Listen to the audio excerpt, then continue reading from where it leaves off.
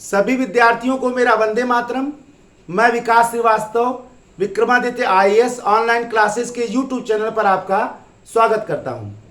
प्यारे विद्यार्थियों, आज हम लोग अपने चैनल पर उपस्थित हुए हैं एक ऐसे विषय पर लेक्चर को लेकर जो हमारे देश की एक विकट समस्या है और जो इस समस्या के साथ जो सबसे बड़ी बात यह है कि लोगों की जागरूकता बहुत कम है।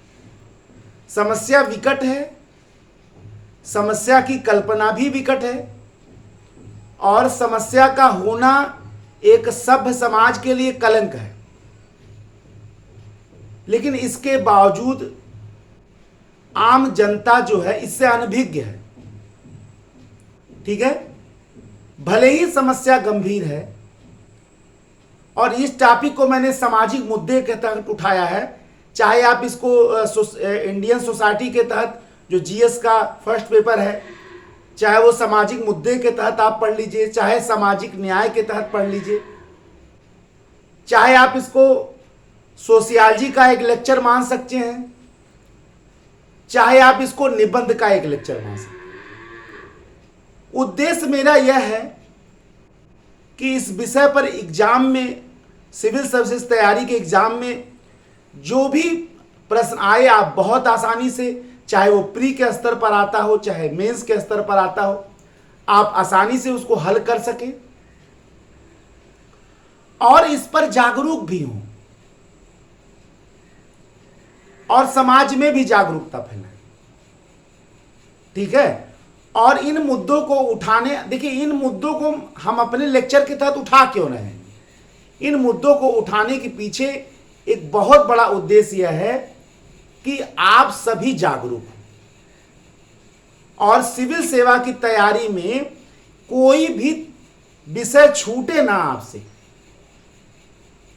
कोई भी ऐसा विषय ना हो जो आपसे छूटे, क्योंकि अब जो प्रश्न आ रहे हैं वो एट रैंडम कहीं से भी आ सकते हैं। इसीलिए हमारा उद्देश्य यही है कि हम किसी भी विषय को छोड़े ना। ठीक है, और यही कारण है कि हमने समस्त विषयों को ये पर वीडियो लेक्चर बनाने का यह प्रण लिया है और हम बना रहे हैं। और खासकर हिंदी माध्यम के विद्यार्थियों के लिए जो चुनौती आयोग ने पेश कर रखा इंग्लिश मीडियम का, उसे भी आप बहुत ही ताकत से, बहुत ही क्षमता के साथ टैकल करें और आयोग को यह दिखा दें कि हिंदी माध्यम का विद्यार्थी किसी मायने में कमजोर नहीं है। तो आज हम लोग जो विषय लिए हैं इंडियन भारतीय सामाजिक मुद्दे के तहत या इश्यूज के तहत, सोशल इश्यूज के तहत, वह है बाल श्रम, चाइल्ड लेबर। देखिए, किसी भी देश के विकास के सूत्रधार उस देश के नौनिहाल होते हैं जो जन्म लेते हैं, और किसी भी देश के नौनिहाल उस देश का भविष्य भी होते हैं। किसी देश का भविष्य इस बात पर निर्भर है कि उसके नौनिहाल कितने सशक्त हैं।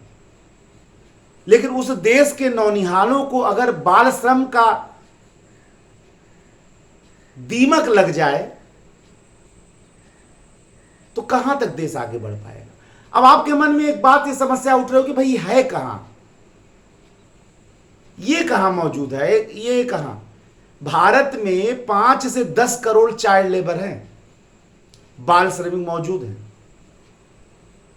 5 से 10 करोड़ की संख्या जो है, बहुत सारे देश ऐसे हैं जिनकी जनसंख्या ही नहीं है 5 से 10 करोड़, और उतना हमारे वहां बाल श्रमिक है। ये तो मान लीजिए एक आंकड़ा लगाएगा, पता नहीं ऐसे कितने हैं। हद तो तब हो गई जब ये गंभीर स्थानों पर अपॉइंट है, गंभीर स्थानों पर प्लान है, गंभीर स्थानों पे काम कर रहे हैं, जिससे इनकी जिंदगी हमेशा के लिए खराब होने वाली है। अभी भी कोई कहेगा कि ये गंभीर विषय नहीं है। समस्या ये है कि आम जनता इसके प्रति जागरूक ही नहीं है। या सच पूछिए तो लोगों को यह कोई समस्या ही नहीं लगती। असली समस्या का जड़ यही है कि लोगों को यह कोई समस्या ही नहीं लगता। शायद आप नहीं जानते हैं कि ऐसे बहुत से देश हैं जहां ये रोक लगा हुआ है कि चाइल्ड लेबर पे किया गया कोई भी उत्पाद उस देश में बेचा नहीं जा सकता है।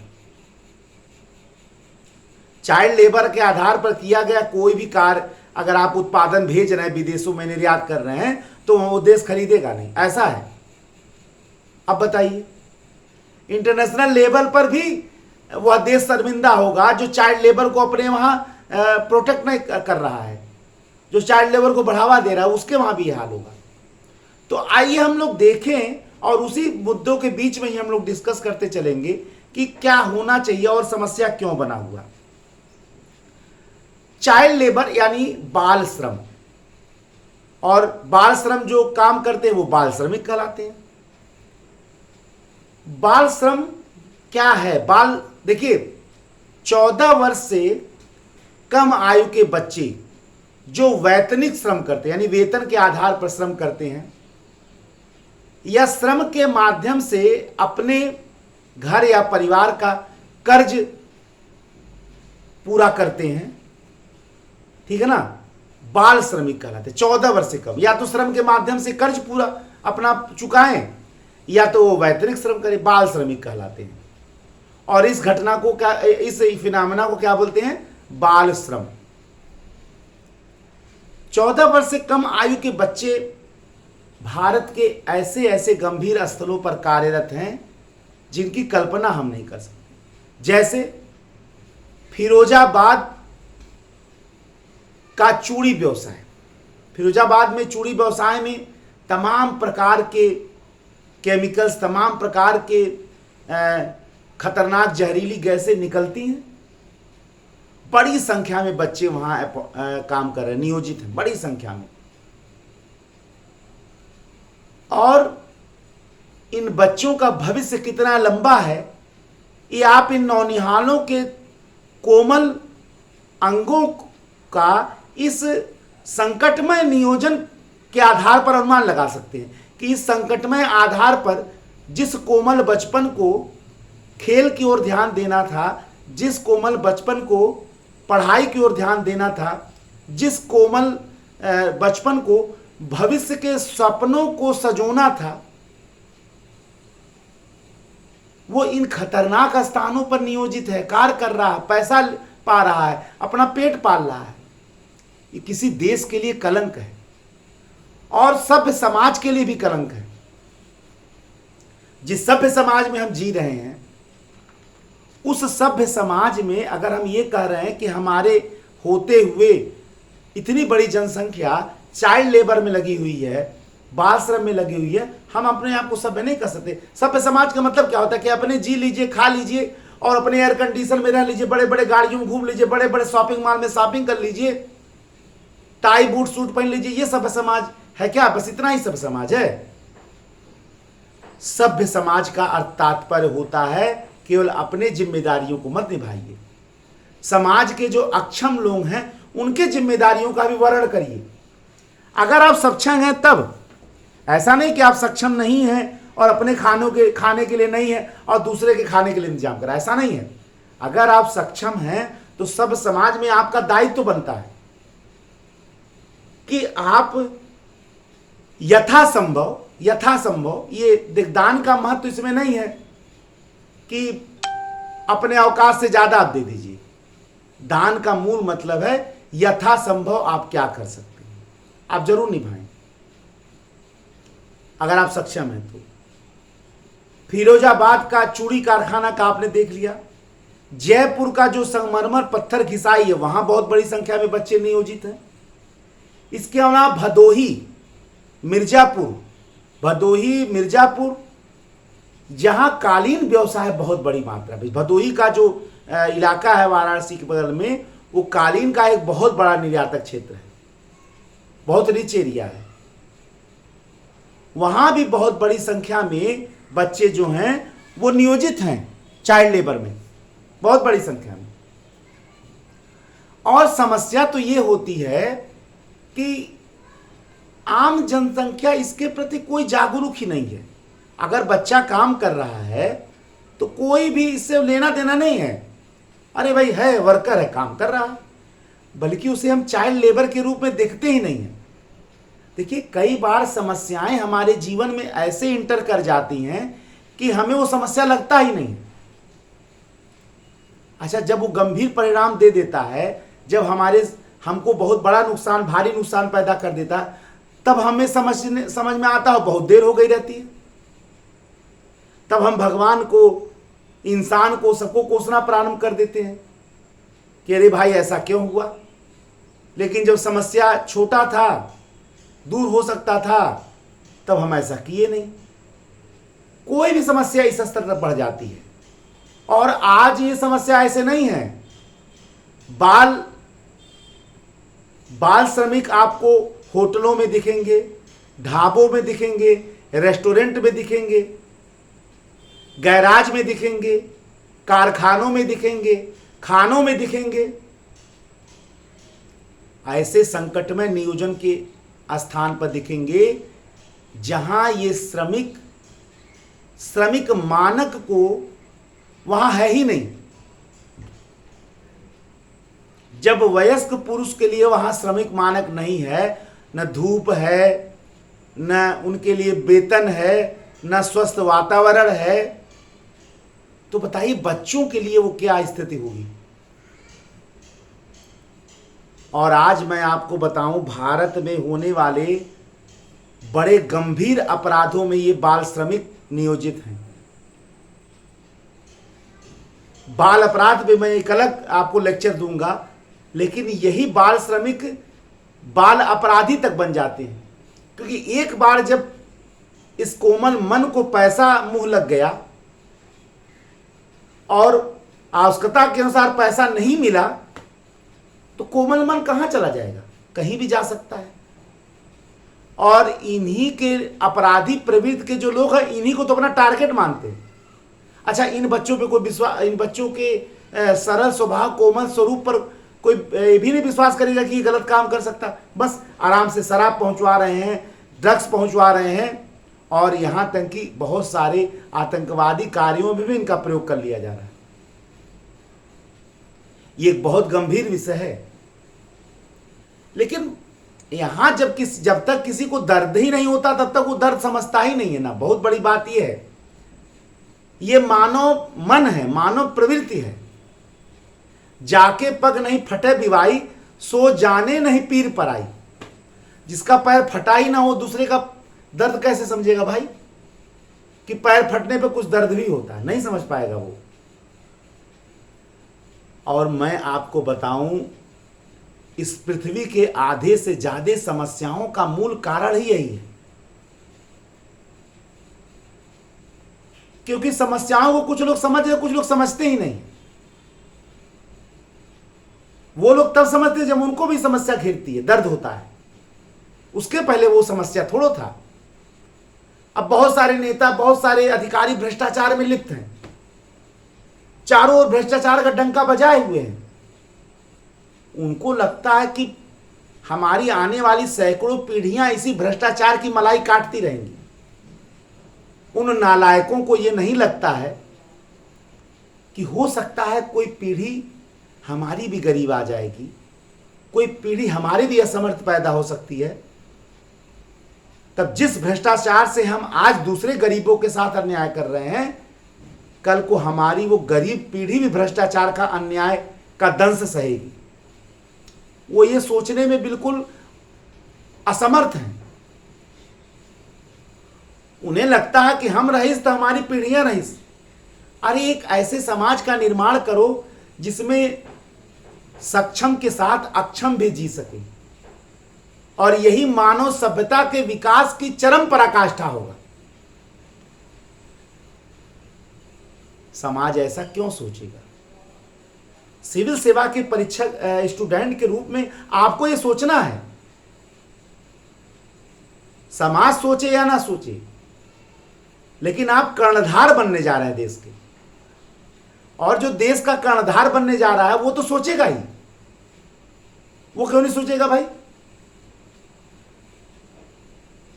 सचिव बनकर आप पूरे देश की नीतियों का निर्धारण करेंगे, नेता थोड़ा डिसाइड करें, आप ना करेंगे,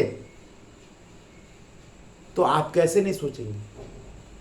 चाइल्ड लेबर को समाप्त करने के लिए आपको प्रधानमंत्री ने दे दिया कि आप नीतियों का निर्माण करिए, आप चाइल्ड लेबर समझते ही नहीं है क्या होता है। बस बच्चे काम में लग जाएं, आपको लग जाएगा चाइल्ड लेबर है। अरे माँ बाप के साथ बस भी बच्चे काम करते हैं तो वो चाइल्ड लेबर कहाँ है? मान लीजिए माता पिता का ढाबा खुला हुआ, माता पिता का चाय नहीं बना पा रहे हैं, 13 साल की अपनी बच्ची से कह दिए कि देखो बेटा कोई कस्टमर आया है, चाय बना दो, हम लोग इस समय जरा दूसरे काम में व्यस्त हैं, तो क्या वो चाइल्ड लेबर हो जाएगा? चाइल्ड लेबर की प्रवृत्ति भी तो समझ लो भाई। घर में कोई मेहमान आ गया, माता पिता उसके आवभगत में लिप्त हैं, संलिप्त हैं, और बच्चे से कह रहे बेटा एक कप चाय बना दो, बच्चा 13 साल 12 साल का है, चाइल्ड लेबर हो गया? अरे चाइल्ड लेबर की प्रवृत्ति को भी तो आप समझो। सांस्कृतिक आधारों को, सांस्कृतिक कारणों को चाइल्ड लेबर थोड़ा मान सकते हैं, यह सांस्कृतिक घटक है। आप सिविल सेवा में जरा गहराई तक डूबिए। यहां यह लेक्चर कोई मनोरंजक लेक्चर नहीं चला रहा हूं मैं, यह गहन अध्ययन है। और सिविल सेवा में हमेशा याद रखिए कि विश्लेषण के आधार पर नंबर मिलता है, तथ्यों के भरमार से नंबर नहीं मिलता है। एग्जामिनर आपकी विश्लेषण क्षमता देखना चाहता है, एनालिटिक पावर आपके अंदर है कि नहीं। तथ्यों का पुलिंदा भरमार करने से आपको नंबर नहीं मिलेगा। अगर ऐसा होता तो 3rd डिविजनल लड़का आईएएस टॉप नहीं करता। तथ्यों के भरमार से अगर कोई टॉप करता, 3rd डिविजनल लड़का कभी टॉप नहीं करता। तथ्यों के विश्लेषण से नंबर मिलता है, और वही विश्लेषण मैं आपको यहां करा रहा हूं। इन लेक्चर देने के पहले वीडियो बनाकर सब्सक्राइबर बढ़ाना, लाइक सब्सक्राइब बढ़ाना, ये एक छोटी चीप शब्द है। ये हम आईएएस के फैकल्टीज को ये शोभा नहीं देता है। जो आईएएस के फैकल्टी हो उनको ये शोभा थोड़ा देता है कि हम सब्सक्राइबर बढ़ाएं। हमारा उद्देश्य है अपने आवाज को विद्यार्थी समुदाय के साथ साथ जन समुदाय तक फैलाना, ताकि सिविल सेवा के रूप में इस देश को अच्छे अधिकारी मिले और अधिकारियों के साथ समाज भी अच्छा बने। समाज को जगाना हमारा उद्देश्य हो सकता है। और मैं अपने पढ़ाने के दौरान ये कहता हूं कि मैं पढ़ाता कम हूं, जगाता आपको ज्यादा हूं। और आप एक बार जांच गए और आपकी ज्ञान चक्षु, अगर आपकी ज्ञान चक्षु एक बार खुल गई तो सिविल सेवा तो बहुत छोटा एग्जाम है आपके लिए। यही तो ज्ञान चक्षु खोलना है भाई, यही ज्ञान चक्षु खोलना है। अगर 3rd डिविजनल वहां टॉप कर रहा है तो उसने अपने ज्ञान चक्षु को खोल लिया। और अगर एकेडमिक टॉपर वहां प्री नहीं निकाल पा रहा है तो उसे घमंड है कि मैंने अपने स्कूली एग्जाम में टॉप किया था, लेकिन आईएएस में जब गया तो उसका ज्ञान चक्षु नहीं खुल पाया। ज्ञान चक्षु ही तो खोलना है भाई, खोलिए। और ये तभी होगा जब आप विश्लेषण करेंगे। कम पढ़ेंगे ज्यादा सोचेंगे, कम पढ़ेंगे ज्यादा लिखेंगे। आपका मन पढ़ाई में नहीं लग रहा, कोई बात नहीं है, आप लिखने बैठ जाइए। आपको लग रहा है कि मेरा मन कंसंट्रेट नहीं हो रहा, बहुत छोटा सा उपाय आपको बता रहा हूं। आप क्या करिए, लिखने बैठ जाइए, कुछ भी लिखने बैठ जाइए। चाहे हिस्ट्री लिखिए, चाहे पॉलिटी लिखिए, चाहे सोशल इशू लिखिए, चाहे इंटरनेशनल रिलेशन लिख डालिए, चाहे एथिक्स लिखिए, कुछ भी लिखने बैठ जाइए। अगर आधे घंटे के अंदर आपका दिमाग कंसंट्रेट नहीं हो तो फिर आप हमें बताइए। जैसे लगेगा पूरी शक्तियां एक जगह केंद्रित हो गई हैं। कंसंट्रेशन का इससे सरल उपाय नहीं मिलेगा आपको। कितना भी मन व्यथित हो, कितना भी मन उद्वेलित हो, कितना भी मन उद्विग्न हो, ये इससे फर्क नहीं पड़ता है। आप लिखने बैठ जाइए। दिमाग को कंसंट्रेट करने का इससे बढ़िया उपाय नहीं है, आपको बता रहा हूं। कुछ तेल उल मत लगाइए, लिखने बैठ जाइए। मन से लिखिए अपनी, ये नहीं कि किताब उताब से नकल उतारे, नहीं, बस अपने मन से लिख डालिए। कोई ऐसे ही लिख ढालिए, ऐसे लिख ढालिए। अब देखिए कितना आनंद आता है। कुछ दिन में आपको अपने अंदर आश्चर्यजनक परिवर्तन दिखेगा। सिविल सेवक तैयारी क्या, कुछ नहीं।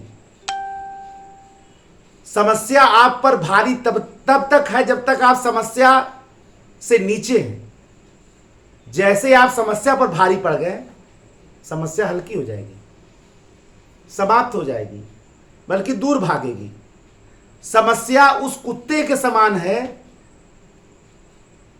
जो मनुष्य को तब तक दौड़ाता है जब तक वो दौड़ता है। कहा जाता है कि एक बार स्वामी विवेकानंद शायद वाराणसी या कहीं गए घूमने, एक बंदर ने उनको दौड़ा लिया। अब स्वामी विवेकानंद तेजी से भाग रहे हैं जान छोड़ के, इतने महान और ज्ञानी आदमी, और बंदर उनको और दौड़ाता चला जा रहा है। वो भाग रहे हैं, बंदर पीछे दौड़ा रहा है। तब तक कहीं से एक आवाज आया, स्वामी जी ठहरिए और मुड़ कर देखिए। स्वामी जी रुक गए, पलट कर देखे। जैसे वो पलट कर देखे, बंदर भाग खड़ा हुआ। स्वामी जी को लगा मैं इतना ज्ञानी आदमी और एक आदमी मुझे दुनिया की सबसे बड़ी सीख दे डाला और मैं ये सोच ही नहीं पाया। उसी प्रकार मनुष्य जब समस्याओं से भागता है तो समस्याएं भी उसे भगा भगा मारती हैं। खड़ा होकर जब वो डट जाता है, समस्याओं से अड़ जाता है, समस्याओं से भिड़ जाता है, भाग खड़ी होती है समस्याएं। हिंदी माध्यम के समक्ष ये समस्या आ चुकी है। 11 बच्चे सिलेक्ट हुए हैं, अड़ जाइए।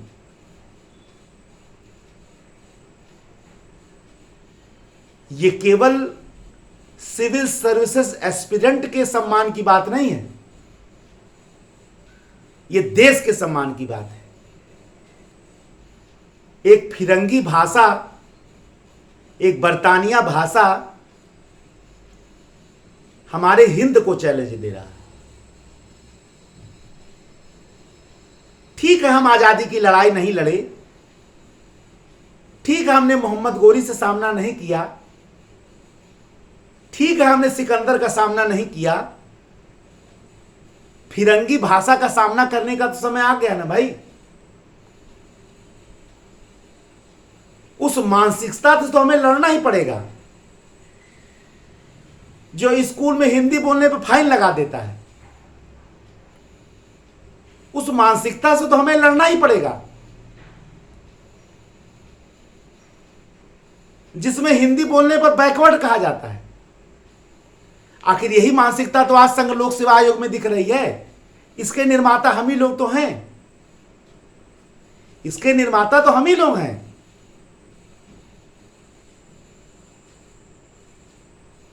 और यही चीज आज आयोग में दिख रहा है। इस मानसिकता से युद्ध है ही, और ये कोई देश के सम्मान के लिए तो लड़ना ही पड़ेगा। गोरे अंग्रेज चले गए, काले अंग्रेज बैठे हुए हैं। काले अंग्रेजों की मानसिकता से लड़ाई कैसे होगी? लड़िए, भिड़ जाइए, हार जाइए। हमने ये देख लिया कि समस्या कहां है। अब प्रश्न ये उठता है कि समस्या क्यों है, आखिर चाइल्ड लेबर है क्यों? हमने देख लिया कि भाई चाहे वो फिरोजाबाद हो, चाहे वो भदोही का कालीन व्यवसाय हो, चाहे वो जयपुर का पत्थर घिसाई हो, चाहे वो अलीगढ़ के ताले का, हर क्षेत्र में चाइल्ड लेबर है। फिर गैराज हो गया, होटल हो गया, रेस्तोरां हो गया, हर जगह मौजूद है। सड़क पे ढाबे हो गए, सब जगह बाल श्रमिक है। अब इसका कारण जरा जान लिया जाए, समस्या कहां क्यों है। तो देखिए, सबसे बड़ा अपराध इस पृथ्वी पर जो है वो निर्धनता है। निर्धनता से बड़ा कोई अपराध नहीं, बल्कि निर्धनता सभी अपराधों की जड़ है। मनुष्य का कमजोर होना सारे पापों का जड़, हालांकि मजबूत होना भी पापों का जड़ है, कमजोर होना भी पापों का जड़ है। तो सबसे पहला है निर्धनता। Poverty is the first and main cause of child labour because it concern all crimes, क्योंकि ये बहुत सारे अपराधों का जड़ है। एक निर्धन व्यक्ति का व्यक्तित्व ही नष्ट हो जाता है, वह यह सोच पाने में सक्षम ही नहीं। निर्धनता पे अलग मैं आपको लेक्चर दूंगा। निर्धन व्यक्ति यह सोच ही नहीं पाता है कि जो कर रहा है सही या गलत है, क्योंकि व्यक्तित्व उसका नष्ट हो गया ना भाई। जब पर्सनालिटी ही नष्ट हो गया, अब उसका ध्यान खाने पे जा रहा है कि संस्कारों के और मर्यादाओं के पालन पर जा रहा है। भूखे पेट न होए गोपाला ले, भूखे पेट न भजन होए गोपाला, ले लो अपनी कंठी माला। अरे भाई भूखे पेट भजन न करवाओ, भूखे पेट मर्यादा मत सिखाओ। परिवार भूखा है, बच्चे भूखे हैं, बच्चे भूखे हैं तो लोग क्या कहेंगे? अरे परिवार वाले क्या कहेंगे? जाओ काम करो। गरीब व्यक्ति तो यही सोचता है जितना बच्चे उतना हाथ, और अपना हाथ जगन्नाथ भेज दिए बच्चे को काम करने के लिए। कोई अमीर बच्चा, क्या मुकेश अंबानी अपने बच्चे को चाइल्ड लेबर करने के लिए भेजेंगे? क्या नहीं भेजेंगे। आप तो डर गए हुए कि अरे ये कौन सा कल्पना सर करवा रहे हैं। यही तो कल्पना मैं करा ही रहा हूं आपको, क्यों नहीं कराऊंगा। आप अमीर के लिए कल्पना कर ही नहीं पा रहे हैं, तो आखिर गरीब के लिए कल्पना आ गया ना मन में। अगर वो व्यक्ति अमीर होता तो वो नहीं भेजता अपने बच्चे को। तो गरीबी तो सबसे बड़ा कारण हुआ नहीं हुआ चाइल्ड लेबर बाल श्रम का जो सबसे बड़ा कारण हो गया वो क्या हो गया? गरीबी हो गया, पॉवर्टी। और मैं आपको दिखाऊंगा कि पॉवर्टी भारत के आधे से ज्यादा समस्याओं की जड़ है। और पॉवर्टी का बहुत बड़ा कारण भ्रष्टाचार है, बहुत बड़ा कारण भ्रष्टाचार है। माना यह जाता है कि आज भ्रष्टाचार शून्य हो जाए, आधी समस्याएं भारत के ऐसे दूर हो जाएंगी। गरीबी आधा कम, बेरोजगारी आधा कम, अशिक्षा आधा कम, अपराध आधा कम, सब कम हो जाएगा। बल्कि मैं तो मानता हूं कि 90% समस्याएं दूर हो जाएंगी। सब तो भ्रष्ट मानसिकता की देन है सारी समस्याएं। इस पृथ्वी की सारी समस्याएं भ्रष्ट मानसिकता की देन है, और उसी भ्रष्टाचार को मैं खत्म करने की बात कर रहा हूं। दूसरा है अशिक्षा। अशिक्षित व्यक्ति क्या सोचता है? जितना बच्चे होंगे उतना हाथ होगा। अच्छा, अशिक्षित व्यक्ति बच्चों को आय का संसाधन मान रहा है, शिक्षा का संसाधन नहीं मान रहा है, ज्ञान का साधन नहीं मान रहा है, उसको आय का साधन मान रहा है कि जितना बच्चे होंगे उतना काम करेंगे उतना पैसा आएगा। बस अशिक्षित व्यक्ति ये सोच सकता है, बल्कि अशिक्षित व्यक्ति बच्चों को आय का अवसर मानता है। छोटे छोटे बच्चे आपको ठेला लिए घूमते दिखेंगे, कूड़ा कबाड़ बेचते हुए दिखेंगे।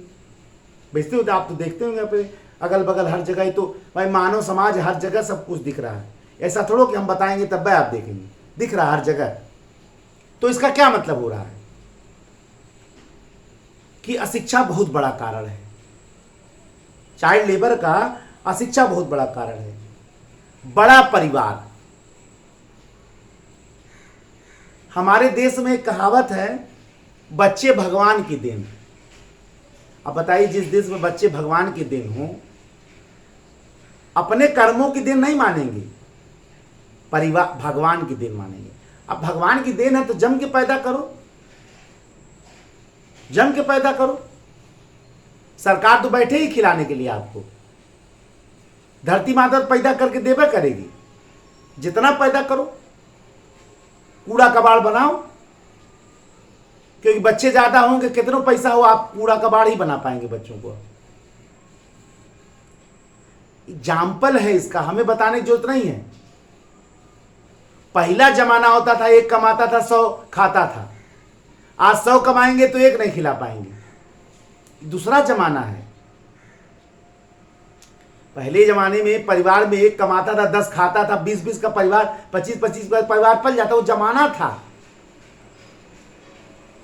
आज नहीं कमा पाना संभव है। आज 10 कमाएंगे तो एक खाना मुश्किल हो जा रहा है। ये समय दूसरा है। किसी जमाने में उसकी मानसिकता अलग रही होगी, जब जनसंख्या कम था, जब 10 बच्चे में 5 बच्चे मर जाते थे, ये अलग थ्योरी था। आज नहीं है। आज कहाँ इतने बच्चे मर रहे हैं 10 रुपए पैदा करें। तो बड़ा परिवार है तो उसका खर्च नहीं हो पा रहा है, और जब खर्च नहीं पूरा हो पा रहा है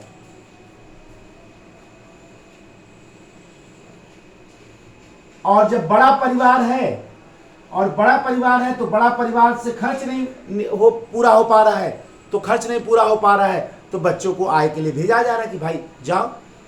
तो निर्धनता सबसे बड़ा कारण। दूसरा अशिक्षा बहुत बड़ा कारण, जो मैंने अभी बताया, मानसिकता बदल देता है शिक्षा। शिक्षा तो मनुष्य के व्यक्तित्व को बनाता ही बनाता है। और दूसरा है बड़ा परिवार। तीसरा, चौथा है सस्ता बाल श्रम। सस्ता बाल श्रम, देखिए जो बाल श्रमिक होते हैं वो सस्ता होते हैं। भाई आप बड़े लोगों को जहां 500 दोगे, बच्चे को आप स्वयं काम करा लोगे बच्चे से। तो जितने भी व्यवसायी हैं, जितने भी लोग हैं, वो बच्चों को ज़्यादा अच्छा श्रमिक मानते हैं। अच्छा, बच्चों को डांट डपट लेंगे, मारू लेंगे, अब 500 जगह 100 रुपये देख काम निपटा देंगे। तो मनुष्य की यह सोच कि बाल श्रमिक सस्ते होते हैं, असल में ये बहुत बड़ा कारण है बाल श्रम का।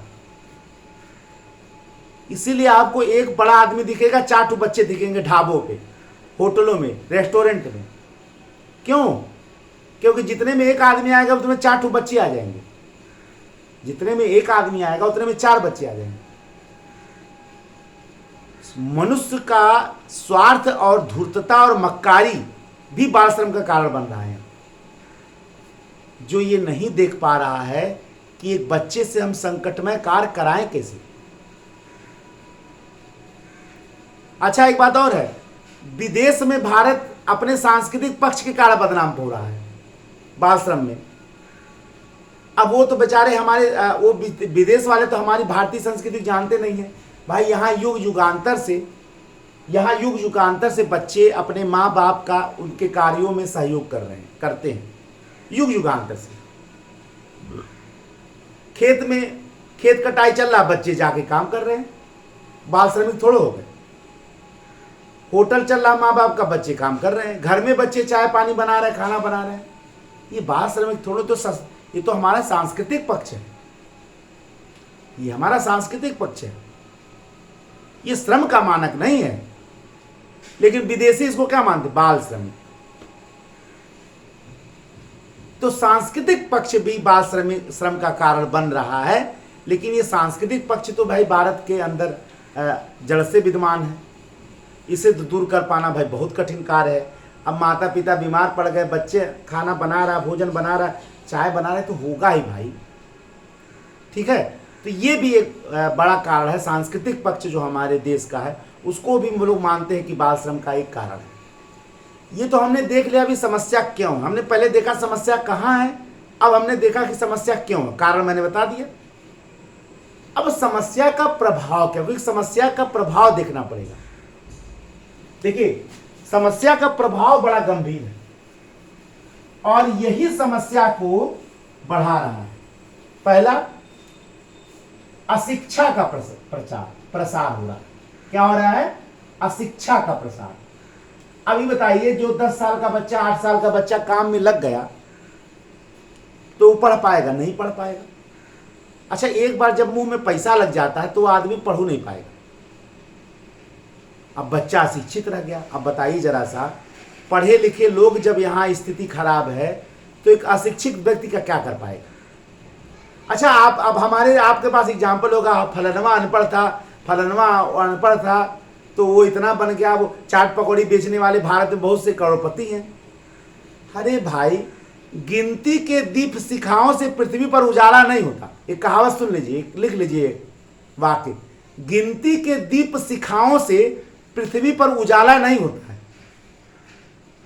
चंद गिने चुने एग्जाम्पल देकर आप अगर यह सोच रहे हैं कि संपूर्ण चहुओर उजाला फैल गया, ये गलत है कॉन्सेप्ट। आप एग्जाम सिविल सेवा की तैयारी कर रहे हैं, विशेष चीजों को जाने।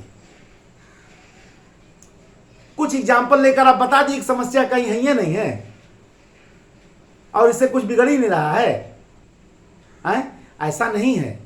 समस्या बड़ा विकट है, जागरूक होना बहुत जरूरी है। कम से कम अपने स्तर पे तो जागरूक होना भाई। हम दूसरे को नहीं छुड़ा पाएंगे, दूसरे घर जाएंगे चाइल्ड लेबर हटाने।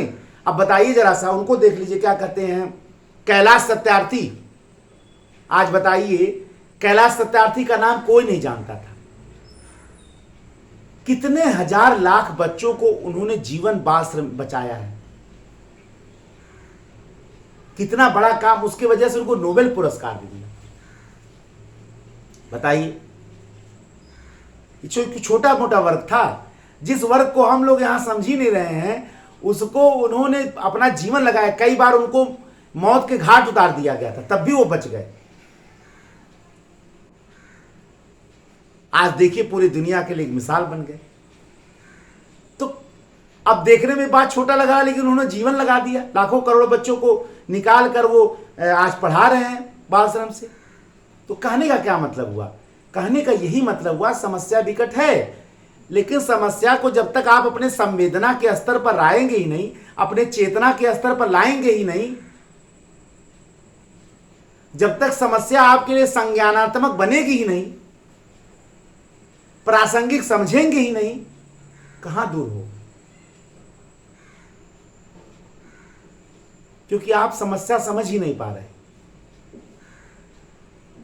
बाल श्रम के साथ बहुत बड़ी समस्या यही है कि समस्या को समझ ना पाना सबसे बड़ी समस्या है। समस्या को स्वीकार ना कर पाना भी सबसे बड़ी समस्या है। और भारत के बड़े से बड़े समस्या के पीछे बहुत बड़ा कारण है कि समस्या को लोग समझ ही नहीं पाते। आगे बताऊंगा, हर में ये बताऊंगा। और यही सब विश्लेषण करने से एग्जाम में नंबर मिलता है।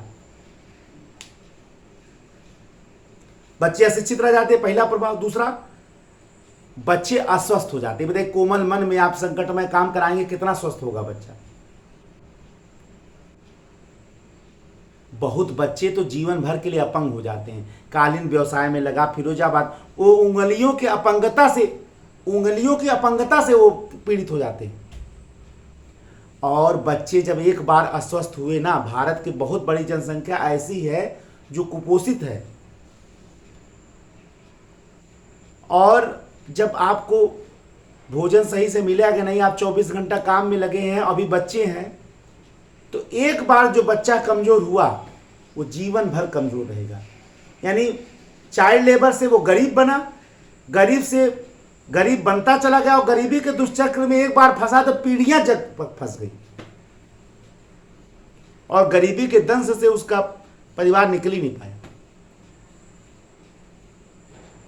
एक व्यक्ति इसलिए गरीब है क्योंकि वह गरीब है। अब आप कहेंगे ये कौन सा कहावत है? अरे भाई, वो गरीब है, भोजन नहीं कर पा रहा है, उसकी कार्य क्षमता कम है, उत्पादकता कम है, वो कम काम करेगा, कम पैसा कमाएगा, फिर गरीब रह गया। अब एक व्यक्ति इसलिए गरीब है क्योंकि वो गरीब है। अब बच्चा अगर अस्वस्थ हो गया काम करके, तो जाहिर सी बात है उसकी उत्पादकता कितनी ज्यादा रहेगी? बड़ा होगा भी नहीं रहेगा, गरीबी के दुष्चक्र में फंसेगा। पैसा एक बार मुंह पे लग गया, अगर मान लीजिए बढ़िया लेबर फिर नहीं मिला, तो उल्टा सीधा काम आसानी से कर लेगा वो। तो बाल अपराध का उत्पत्ति यहीं से हो रहा है।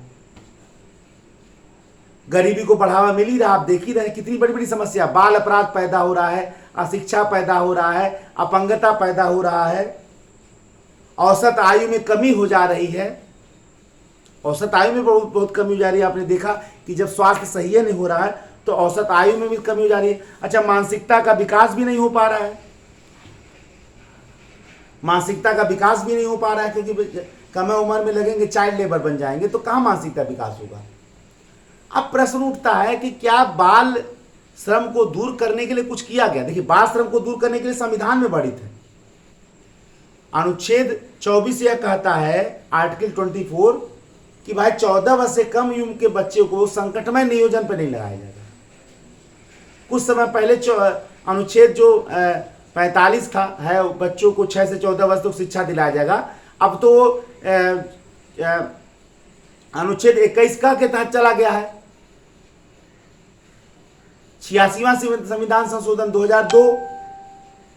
और अब क्या हो गया है, अनुच्छेद 21 का के तहत 6 से 14 वर्ष तक के बच्चों को निःशुल्क शिक्षा उपलब्ध कराना है।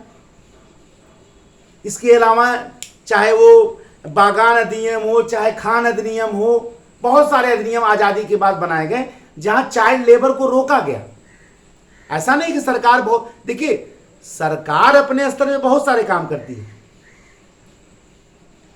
लेकिन मैंने एक चीज बताया था कि इच्छा शक्ति की बहुत बड़ी कमी होती है या लोगों में जागरूकता का अभाव बहुत बड़ा बात होता है। दोनों है, ऐसा नहीं है कि एक चीज है, जागरूकता का अभाव भी है और इच्छा शक्ति की कमी है।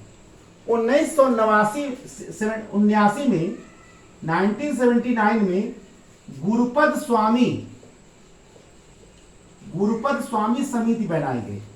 1979 में गुरुपद स्वामी समिति बनाई गई इसलिए कि चाइल्ड लेबर पर वो सिफारिश करे, चाइल्ड लेबर को समाप्त करने के लिए वो सिफारिशें दे, रिपोर्ट दे। तो उसने रिपोर्ट दिया, उस पर एक कानून बना, बाल श्रम निषेध अधिनियम। बाल श्रम निषेध अधिनियम, बाल श्रम निषेध अधिनियम 1986। बाल श्रम निषेध अधिनियम लाया गया और इसके अलावा राष्ट्रीय बाल श्रम समापन अधिकरण भी बना हुआ है जो बाल श्रम को समाप्त करता है। ठीक है। इसके अलावा सरकार ने चाइल्ड हेल्पलाइन सेवा भी शुरू किया है, बाल न्याय की भी स्थापना की है। ऐसा नहीं है, बाल न्याय की भी स्थापना, उनके लिए अलग से सुधार गृह भी बनाया गया है। लेकिन इन समस्त चीजों के बाद आज भी 2011 की जनगणना यह कह रहा था कि भारत में 60 मिलियन लेबर हैं। तो इन समस्त प्रावधानों के बाद चाहे संविधान ने किया है, चाहे सरकार ने बहुत सारी योजनाएं, देखिए मिड डे मील योजना, गरीब बच्चों के बच्चे आके पढ़ें, फ्री में भोजन करें, फ्री में पढ़ें, फ्री में भोजन करें, मिड डे मील योजना है। समन्वित बाल विकास कार्यक्रम सरकार ने चलाया, बहुत बड़ा कार्यक्रम था। बाल न्याय अधिनियम लाया, सुधार गृह अलग से बनाए गए, बहुत सारे कार्य किए गए, बहुत सारी योजनाएं चली। मिड डे मील कोई साधारण योजना है नहीं, बहुत बड़ी योजना है। सर्व शिक्षा अभियान चलाया, बहुत सारी चीज चलाई गई। लेकिन समस्या यह है कि आज भी यह समस्या जस की तस बनी हुई है। तो वास्तव में क्या होना चाहिए? देखिए मेरे अनुसार से सबसे पहले इस समस्या का बहुत बड़ा कारण है जागरूकता का अभाव। तो लोगों को इसके प्रति जागरूक करना पड़ेगा, लोगों को यह बताना पड़ेगा जिसको आप अपना नौकर समझ रहे हैं, जिसको आप अपना वर्कर समझ रहे हैं, असल में वो बाल श्रमिक है। अगर वो बच्चा है तो आपको ये नहीं जानना पड़ेगा कि वो आपका नौकर है, आपको जानना पड़ेगा ये बाल श्रमिक है और यह दंडनीय अपराध है। और कोशिश ये करना पड़ेगा हम सक्षम लोगों को कि पैसा रुपया लगा के उसको पढ़ने भेजें। अगर हर व्यक्ति अपने मानसिकता के स्तर पर जागरूक हो जाए, बाल श्रम छूमंतर हो जाएगा। तो ये एक बहुत बड़ा कारण है सरकार के मतलब कि किसी भी देश और समाज के समस्याओं को समाधान करने का सबसे बड़ा जो आधार होता है वो होता है जागरूकता का प्रसार करना। जब समस्या के प्रति व्यक्ति जागरूक ही नहीं होगा तो समस्या समाप्त कहां से होगा? अगर आपको समस्या समाप्त करना तो जागरूक बनाना पड़ेगा समाज को, देश को। एक मानसिक आंदोलन तो प्रारंभ करना ही पड़ेगा। जैसे कोरोना का टीका लोग शुरू नहीं लगवाए, कोई धर्म के नाम पर डर रहा है, कोई उससे बीमारी होने के नाम पर डर रहा है। लेकिन जब लोग मरने लगे तो लोगों को अपने प्राणों का डर पैदा हुआ। देखिए भय बिन होत न प्रीति, भय पैदा हुआ लोगों के मन में। अब ज्ञान के माध्यम से बहुत लोग लगा लेकिन ज़्यादातर लोग को अपने जान का ही डर पैदा हुआ, लोग जागरूक हो गए। शुरू शुरू में बहुत सारे दवाइयां सड़ गई, कोई लगवाने ही नहीं गया टीका। लेकिन जब लोग जागरूक हुए, भय व्याप्त हुआ, या उनके मन में आवश्यकता व्याप्त हो, जो भी लगे, या राष्ट्रवाद जो भी हो, लेकिन कुछ हुआ, लगवाने गए लोग। तो पहले जागरूक करना है। दूसरी बात, एक जीवन यापन, एक प्रकार से गरीबों के लिए एक जीवन यापन का पूरा योजना सरकार को बनाना पड़ेगा, जिसमें गरीब परिवार को सामाजिक सुरक्षा प्रदान किया जाए कि भाई हम परिवार को के खान पान की व्यवस्था भी करेंगे जो बहुत अक्षम है, और बच्चों को पढ़ने के लिए व्यवस्था करेंगे। देखिए, जब उनको एक लाइफ सिक्योरिटी का गारंटी मिलेगा ना, लाइफ सिक्योरिटी का जीवन भत्ता मिलेगा, तो कोई भी नहीं चाहेगा कि हमारा बच्चा काम करने जाए। तो अगर जीवन यापन के संबंध में सुरक्षा दिया जाएगा किसी गरीब परिवार को, तो जरूर लोग जो है गरीब अपने बच्चे को भेजेगा। शिक्षा का प्रसार करिए ताकि लोगों की मानसिकता उच्च हो, और जो लोग संकटमय नियोजनों पर बच्चों को नियुक्त कर रहे हैं, उनको पहले डराइए कि भैया ये चाइल्ड लेबर हैं, अगर नियुक्त करोगे तो बहुत बड़े दंड का प्रावधान है, बड़ा दंड मिलेगा। और अगर नहीं माने, एक बार तो छोड़िए, नहीं माने तो अगली बार दंडित करिए। आज जो दंड देंगे तब भी वो समझ में आएगा, क्योंकि कई बार जो है लोग बिना डर के प्रीति नहीं करते, जो अभी मैंने बताया। दंडित करिए, तमाम योजनाएं पर चलाइए। जनसंख्या बड़ा परिवार के जनसंख्या की तीव्र वृद्धि और बड़ा परिवार के लोग प्रति लोगों को जागरूक करिए कि भाई कम परिवार सुखी परिवार। सारी समस्याओं की जड़ तो जनसंख्या की तीव्र वृद्धि है, वो भी कम होने के सरकार को अनुकूल नीतियां बनानी पड़ेंगी। लेकिन इस समस्या का बहुत बड़ा जो समाधान है वो जागरूकता का प्रसार है। अगर हम सब कानून के स्तर पर, समाज के स्तर पर, देश के स्तर पर और नैतिकता के स्तर पर, मानिए नैतिकता, सबसे पहले तो अपने अंदर नैतिकता लाइए। नैतिकता के स्तर पर अगर चाइल्ड लेबर के विरुद्ध के लिए जागरूक हो जाए, नैतिकता के स्तर पर कि नहीं भाई ये गलत है, अपराध मत मानिए, पहले अपराध ना मानिए, पहले गलत मानिए। ये एक प्रकार का नैतिक अपराध है, कानूनी अपराध बाद में मानिए, पहले नैतिक अपराध मान लीजिए। तो जब ये पैदा हो जाएगा, ये समस्या अपने आप समाप्त हो जाएगी। लेकिन कब होगा, ये एक यक्ष प्रश्न है जो हम भारतीयों के समक्ष एक यक्ष प्रश्न के रूप में बार बार उपस्थित हो कि आखिर कब होगा ये। ठीक है, और लेकिन जब आप हल लिखिए इसको, उत्तर को, तो होप इंड करिए। एक आईएएस अधिकारी से यह आशा की जाती है कि वो रहस्यमय इंड नहीं करेगा कब, या ऐसे प्रश्न का उत्तर नहीं इंड करेगा कि समस्या हमेशा बनी रहेगी।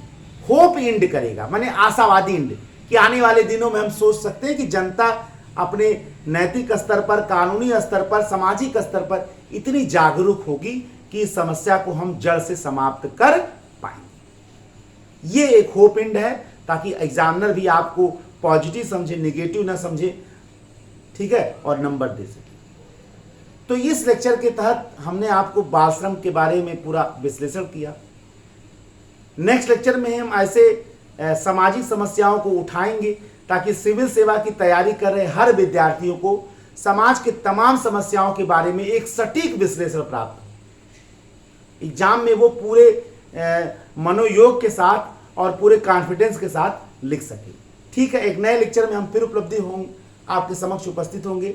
तब तक के लिए जय हिंद, जय भारत, वंदे मातरम। धन्यवाद।